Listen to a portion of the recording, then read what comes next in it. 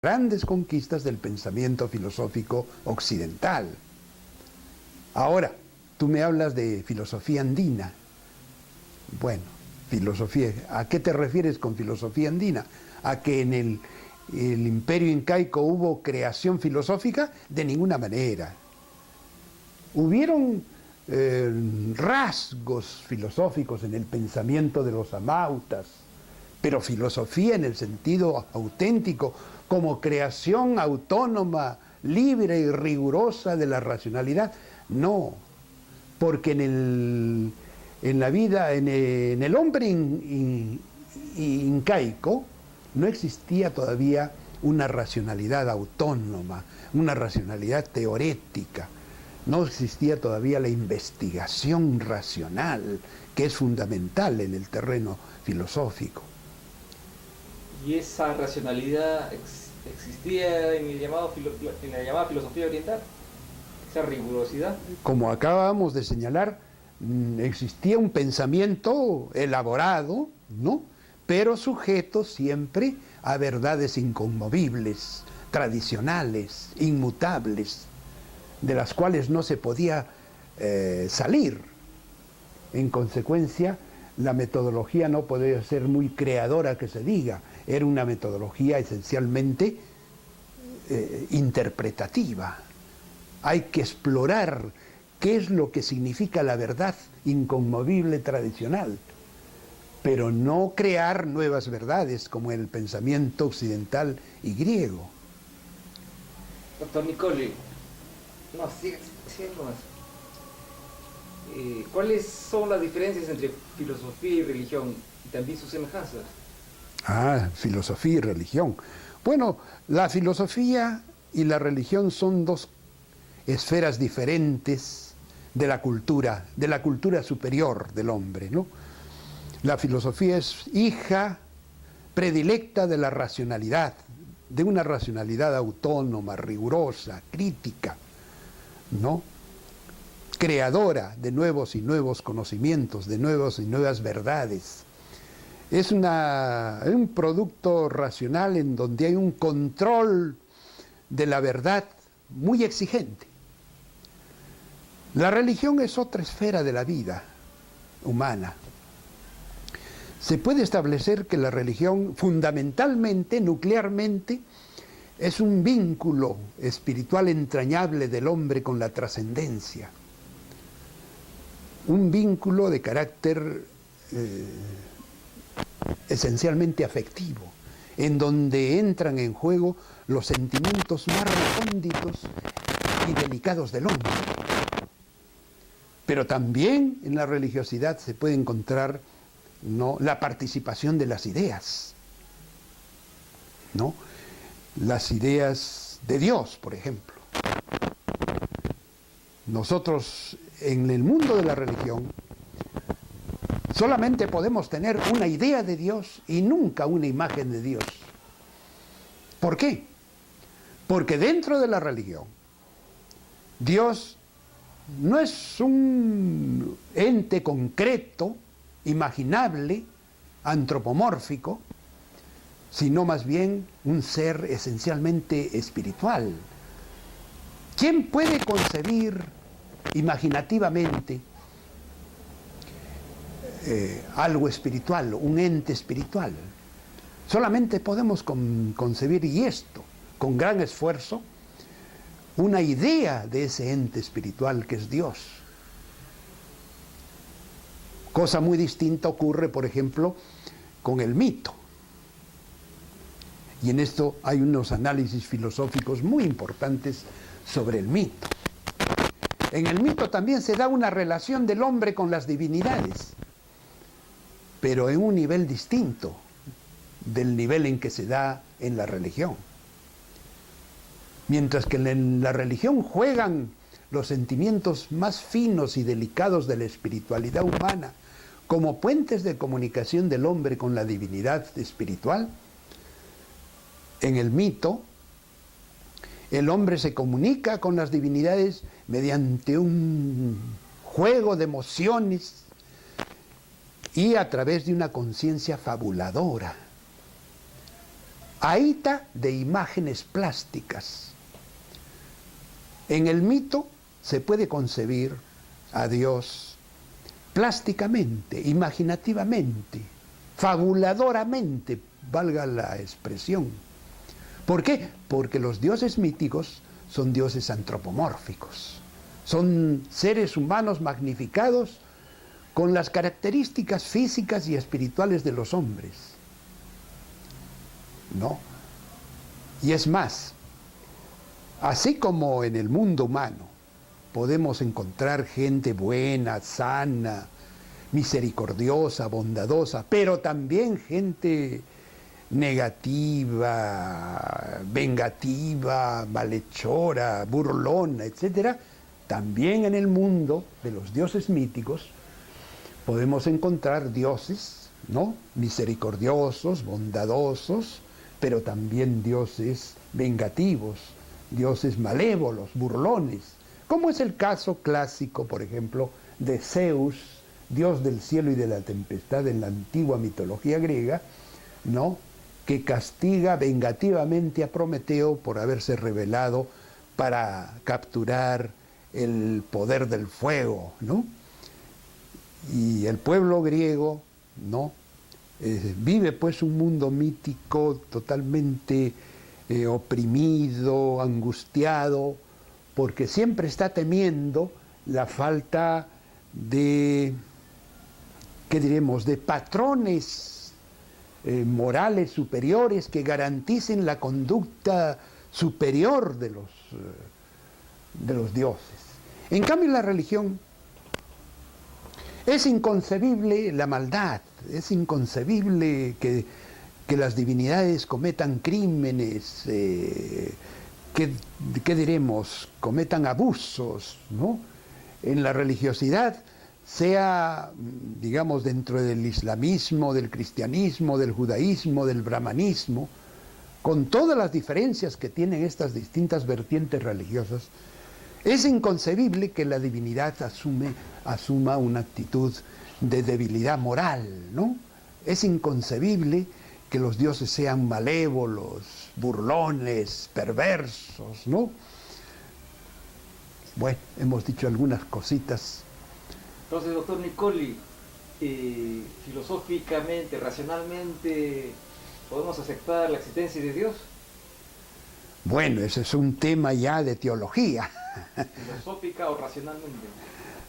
Pero hay pruebas filosóficas de la existencia de Dios establecidas, no solamente por la filosofía medieval, sino también por la filosofía cristiana veintecentista, ¿no? Hay aportes filosóficos sobre ese campo que son extraordinarios. El caso de, por ejemplo, de Sciacca en Italia, el caso de Maritain, el caso de Manzer en Alemania, en fin, el caso de Zubiri en España, en fin.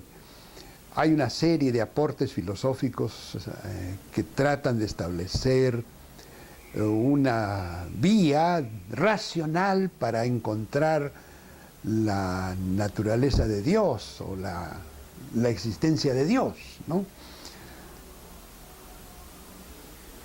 Pero es un campo muy difícil porque racionalmente va a ser muy difícil que el hombre encuentre algún día un camino seguro y definitivo, racionalmente, para sustentar la existencia indiscutible de Dios. Parece que si la divinidad existe, si Dios existe, somete a los hombres a un suplicio y a una angustia de tántalo, ¿no? ¿Cree usted en Dios? Bueno, esa es una pregunta personal, muy difícil de responder, pero sí podría decir una cosa. Deseo creer en Dios. La duda existe en todo pensador, en toda persona, creo, siempre existe una problemática de duda, de de incertidumbre acerca de esta realidad trascendente. Pero sí existe la vocación, la voluntad de creer en Dios. ¿Cree usted en una vida después de la muerte? ¿Por qué?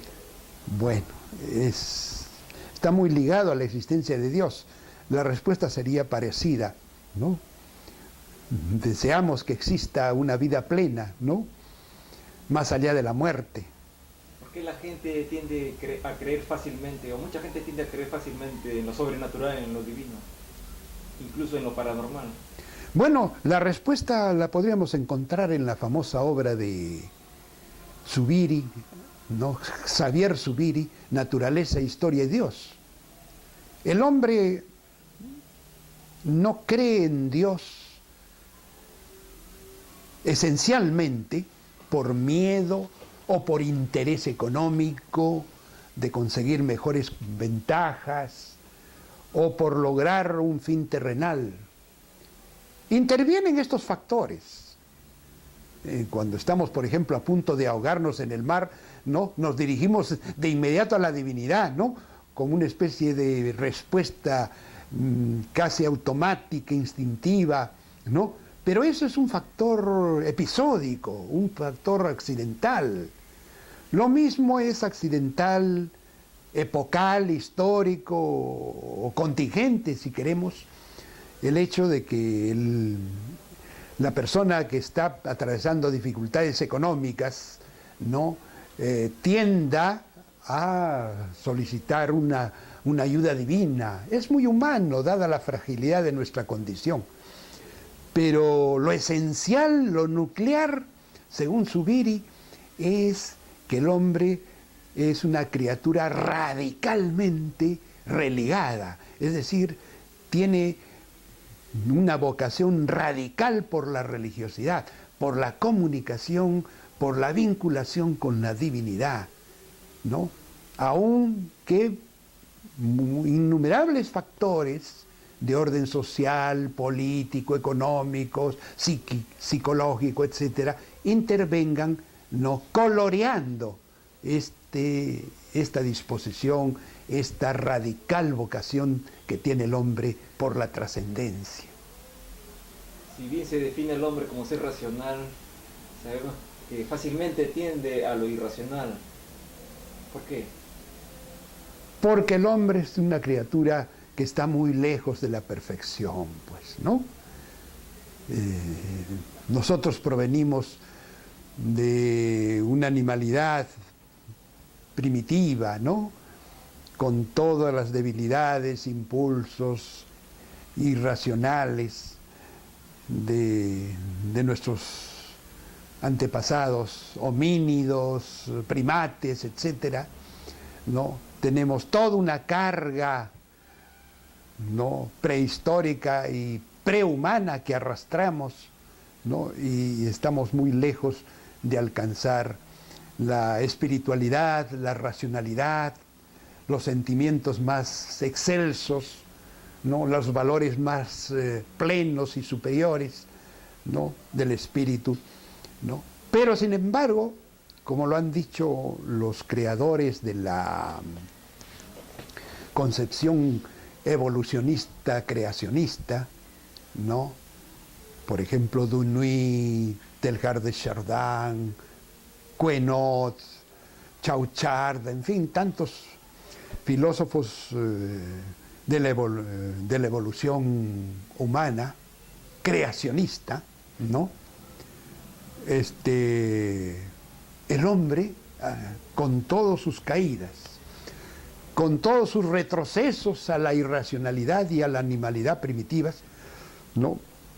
En última instancia, mirando las cosas en términos globales y de millones de años, ¿no? Parece que tiende hacia una meta superior, ¿no? Que pueda caer en determinado momento de la historia de las civilizaciones. Hay decadencia de civilizaciones, decadencia de culturas, decadencia de la condición del hombre, ¿no? Descomposición de una determinada sociedad.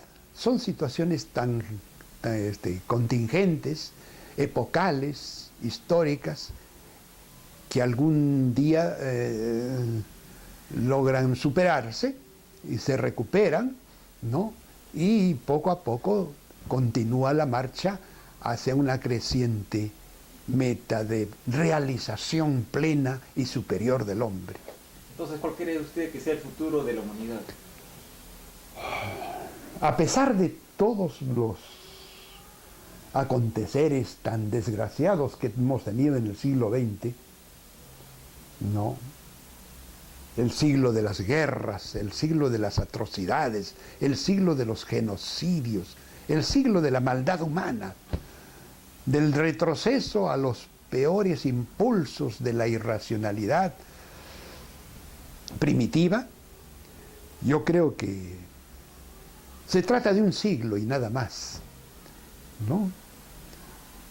Hay siglos, hay épocas en que al mismo tiempo que se tienen situaciones negativas, también alcanzan altos grados de realización y de superación, ¿no?